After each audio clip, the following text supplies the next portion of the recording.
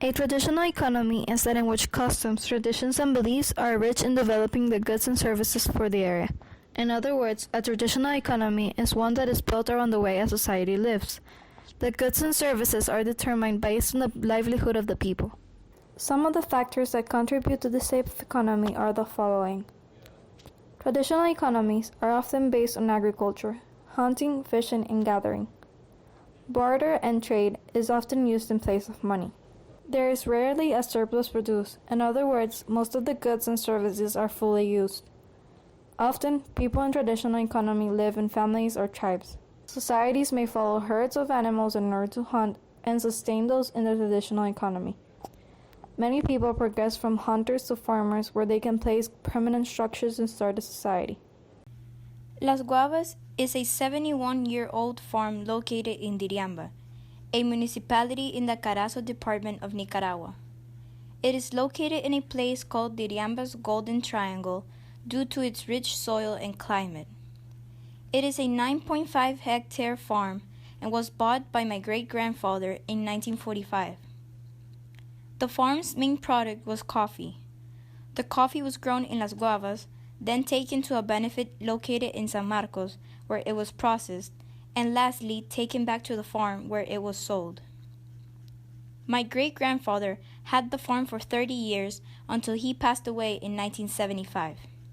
That year, my grandmother took over the farm and the family business.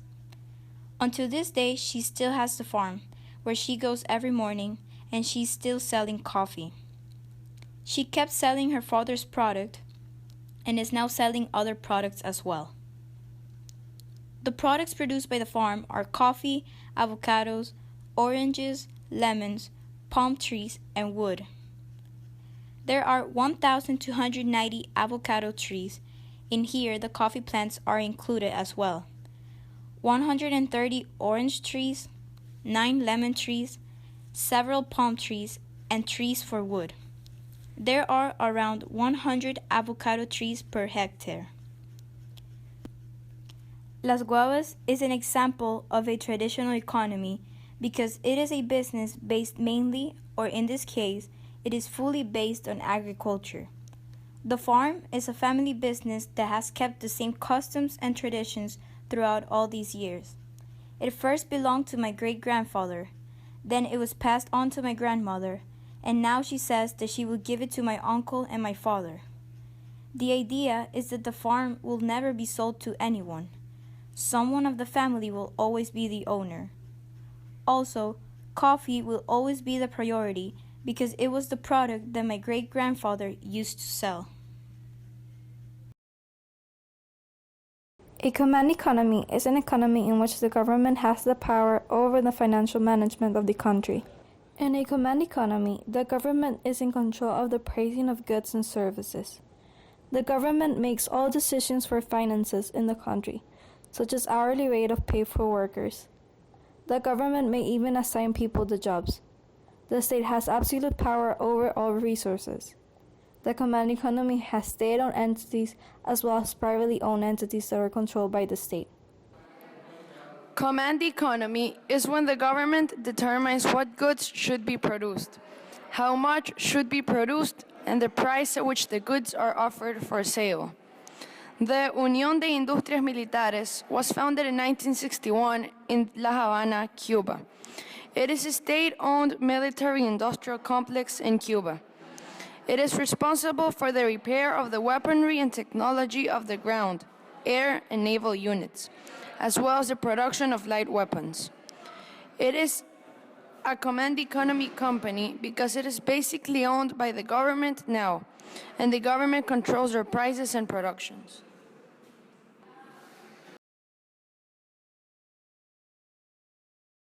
A market economy is an economy where most resources are owned and controlled by individuals and are allocated through voluntary market transactions governed by the interaction of supply and demand. People exchange resources such as money for other resources, such as goods or services, on a voluntary basis in the market. The value of the resources exchanged is based upon how scarce each resource is and how many people want the resource. If the supply of a resource is low, but the demand is high, the price will tend to be high. If the demand is low and the supply high, the price will tend to be low. Can you tell us a little bit about the history of the company EDI? Después de graduarme en los Estados Unidos, me vine a vivir aquí en Nicaragua y comencé a trabajar en la compañía de telecomunicaciones del gobierno conocida como Telcor. Después, esa misma compañía se convirtió en Enitel y ahora es conocida como Claro. En esa área yo estuve trabajando en la área de telecomunicaciones y en la parte de telecomunicaciones encargado de lo que era transmisión de datos y nos dedicamos a conectar a las diferentes sucursales principalmente bancarias en aquel tiempo. Dábamos tecnologías de punta, pero luego esto se convirtió poquito a poco en Internet. Ya más o menos en 1994, 1995 comienza Internet en Nicaragua. Yo trabajo hasta 1997-98. Después de ahí decido fundar esta compañía con un partner que yo tuve, un compañero de trabajo que estaba en la misma compañía que yo. Y comenzamos así la historia de EDI. So where did you came up with the logo and the name of the company? En aquel entonces, cuando se estaba formando las compañías de Internet, existían compañías con nombres muy interesantes. Por ejemplo, estaba muy popular Yahoo, estaba muy popular una compañía en España que se llamaba Olé, había otra en Estados Unidos que se llamaba Eureka.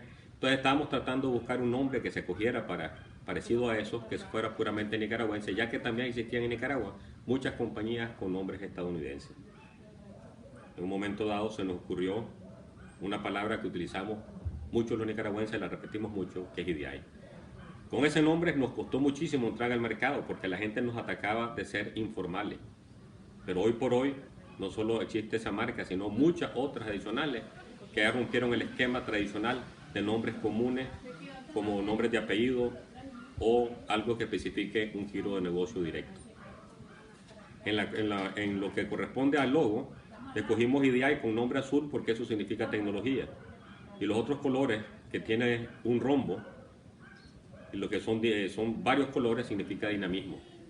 Y al mismo tiempo el rombo, como diamante, solidez. So what is the service that EDI provides? EDI es una compañía de Internet, ofrece servicios de Internet y de transmisión de datos. Existen otros más pequeños como correo electrónico, alojamientos de página web, etc. Pero principalmente es el acceso al Internet.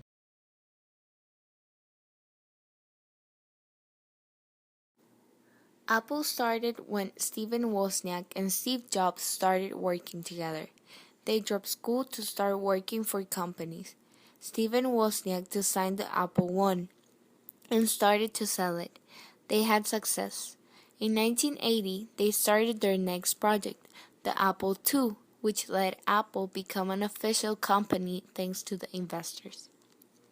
The company offers products and services that include iPhone, iPad, Mac, iPod, Apple TV, iTunes, App Store, apps for professionals and consumers, the iOS and OS X operating systems, iCloud, and a variety of accessory service and support offerings. Apple fits to the market economy because it is an independent company.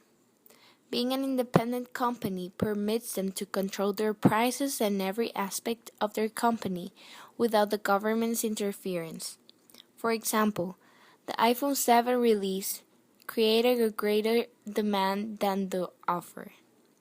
Therefore, the prices went up. On the other hand, if you buy right now an iPhone 5, the price will be half or less the initial price, because there is less demand than the offer.